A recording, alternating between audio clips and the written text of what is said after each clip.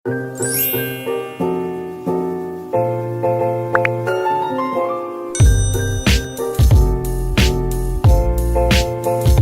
semuanya, Assalamualaikum warahmatullahi wabarakatuh. Kembali lagi di channel YouTube aku, Tias Widirahayu.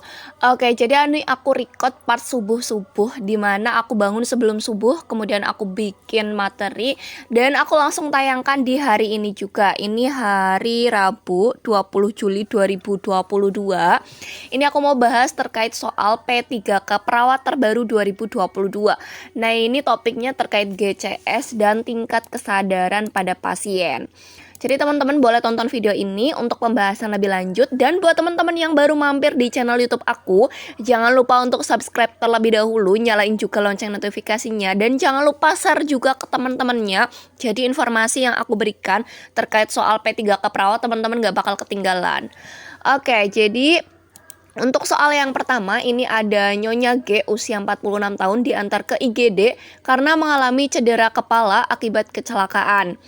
Kondisi umumnya pasien itu tampak sadar tetapi mudah tertidur, membuka mata bila dipanggil, bicara tidak jelas dan merancau. Namun pasien ini masih mampu melokalisir nyeri. Berdasarkan kasus di atas, apa tingkat kesadaran pasien yang tepat? Apakah A. kompos mentis, kemudian yang B. apatis, yang C. somnolen, yang D. delirium, atau yang E. sopor? Oke, teman-teman boleh untuk belajar kira-kira jawabannya apa gitu. Boleh mencoba ya, tulis aja di kolom komentar. Jadi nanti kita bahas bersama-sama. Oke, langsung kita bahas ya teman-teman.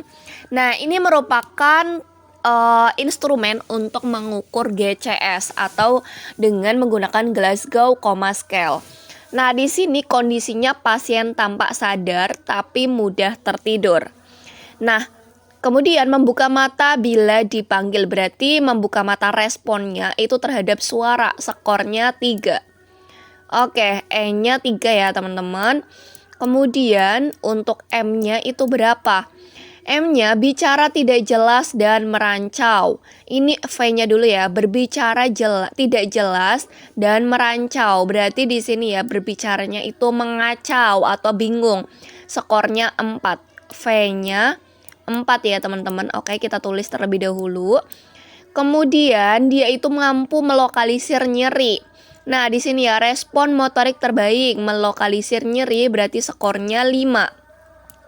M-nya 5 ya teman-teman. Oke, kemudian kita jumlah. 5 tambah 4 9, 9 tambah 3 12. Jadi skornya GCS-nya 12. Kira-kira itu masuknya apa? Nah, ini ya teman-teman, tingkat kesadaran. Nah, kompos mentis sadar penuh baik terhadap dirinya maupun lingkungannya. Kemudian pasien dapat menjawab pertanyaan pemeriksa dengan baik. Tapi karena di sini pasiennya itu tidak sadar penuh ya, dia itu hanya sadar ketika dipanggil, berarti bukan. Kemudian apatis, pasien itu tampak segan dan acuh tak acuh terhadap lingkungannya. Dia tidak apatis. Delirium, penurun kesadaran disertai dengan kekacauan motorik dan siklus tidur bangun yang terganggu. Pasien tampak gaduh, gelisah, kacau, disorientasi dan meronta-ronta, bukan delirium. Somnolen, keadaan mengantuk yang masih dapat pulih bila dirangsang, tapi bila dirangsang berhenti. Tapi bila rangsangannya berhenti, pasien akan tertidur kembali. Oke, somnolen kita simpan. Sopor atau stupor, keadaan mengantuk yang dalam bila dibangunkan dengan rangsangan kuat atau rangsangan nyeri. Tapi pasien tidak bangun sempurna dan tidak dapat memberikan jawaban verbal, berarti bukan sopor. Semisopor, penurunan kesadaran tidak memberikan respon terhadap rangsangan verbal dan tidak dapat dibangunkan sama sekali. Ini juga bukan semikoma, koma juga bukan. Jadi jawaban yang kemungkinan adalah somnolen. Oke. Nah, jadi benar ya teman-teman, jawabannya adalah somnolen karena di sini pasiennya itu mudah tertidur kayak gitu. Dan bila panggilannya atau rangsangannya itu sudah selesai gitu atau sudah tidak dirangsang lagi, pasiennya itu mudah berhenti atau mudah tertidur kembali. Jadi jawabannya adalah somnolen. Oke, teman-teman boleh nanti dipahami kembali terkait GCS, kemudian tingkat kesadaran juga dipahami kembali karena ini pasti keluar. Oke, next. Soal berikutnya, soal yang kedua. Tuan H usia 30 tahun datang ke IGD karena mengalami cedera kepala akibat kecelakaan. Kondisi umumnya pasien tampak sadar, tetapi mudah tertidur, membuka mata bila dipanggil, bicara tidak jelas dan merancau. Namun pasien ini masih mampu melokalisir nyeri. Berdasarkan kasus di atas, nilai GCS pasien itu berapa? Oke, kita hitung ya teman-teman. Nah, di sini kita hitung untuk E-nya terlebih dahulu. Oke, E-nya itu berapa? Nah, di sini pasien itu tampak sadar tetapi mudah tertidur, membuka mata bila dipanggil. Oke, berarti responnya itu terhadap suara. Jawabannya skornya 3. Kemudian M-nya berapa? Nah, di sini pasien itu mampu melokalisir nyeri. Berarti ini ya, melokalisir nyeri, skornya 5. Oke, kemudian V-nya.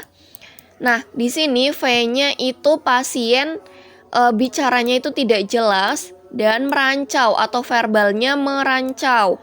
Berarti skornya 4. Oke, kita hitung 5 tambah 4, 9, 9 tambah 3, 12. Jadi jawabannya adalah yang C, 12 ya teman-teman. Oke, ini kategorinya ini bukan seperti ini ya teman-teman. Ini salah gitu kan ya. Oke, jadi ini skornya 12. Ini bukan apatis, tapi masuknya somnolen. Oke, masuknya ke somnolen. Oke ya teman-teman, kita langsung lanjut. Ini nanti nilai GCS-nya aku bakal perbaiki lagi. Pokoknya teman-teman jangan yang ini. Ini bukan, mungkin ini belum yang terbaru ya. Oke, nanti aku perbaiki kasih yang terbaru. Oke, next. Jawabannya C12. Nah, oke, soal nomor 13. Nyonya G usia 46 tahun diantar ke IGD karena mengalami cedera kepala akibat kecelakaan. Kondisi umumnya pasien itu tampak sadar tetapi mudah tertidur, membuka mata bila dipanggil, bicara tidak jelas dan merancau. Namun pasien ini masih mampu melokalisir nyeri. Nah, oke. Berdasarkan kasus di atas, apa tingkat kesadaran pasien? Nah, di sini tadi kan sudah dijelaskan bahwa pasiennya itu mudah tertidur dan membuka mata bila dibangunkan jika dengan suara atau dipanggil. Berarti itu masuknya ke somnolen ya teman-teman. Tadi sudah dijelaskan. Oke. Nah, jadi jawabannya adalah somnolen. Kita next. Nah, di sini aku membuka bimbel juga untuk P3K perawat untuk gelombang keempat dan akan dimulai pada bulan Agustus ya. Kurang lebih tanggal 5 tinggal 3 Agustus dimulai ya, teman-teman. Nanti untuk pembahasan soalnya itu terkait soal-soal manajerial, kemudian kemampuan teknis, sosiokultural, dan wawancara. Kemudian juga ada 3 kali tryout gratis untuk teman-teman yang bergabung di bimbel aku gelombang keempat.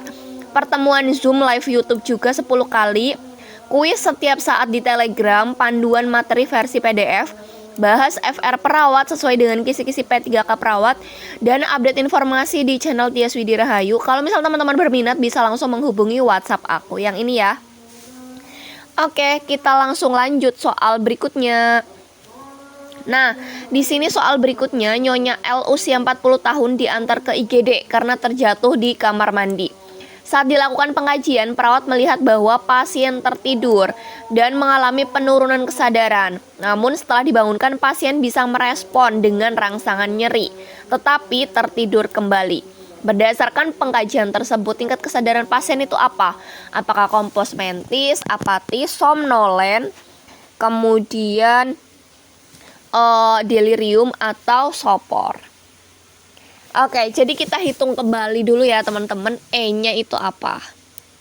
Oke, E-nya itu berapa? Nah, di sini pasien itu mengalami penurunan kesadaran dan dia bisa bangun ketika diberikan rangsangan nyeri. Berarti skornya 2 E-nya ya. Karena dia bangun responnya terhadap nyeri. Kemudian tetapi tertidur kembali. Nah, terus pasien ini mengalami penurunan kesadaran juga. Kira-kira apa ya tingkat kesadarannya? Nah, di sini untuk tingkat kesadaran pasien, jawabannya C ya, somnolen. Oke. Nah, dia itu dibangunkan responnya nyeri, kemudian ini belum ada lanjutannya ya. Oke, kemudian tertidur kembali. Ini juga masih melokalisir nyeri ya, teman-teman. Melokalisir nyeri, kemudian berbicaranya juga ini masih mengacau. Jadi jawabannya somnolen, kayak gitu. Oke, lanjut.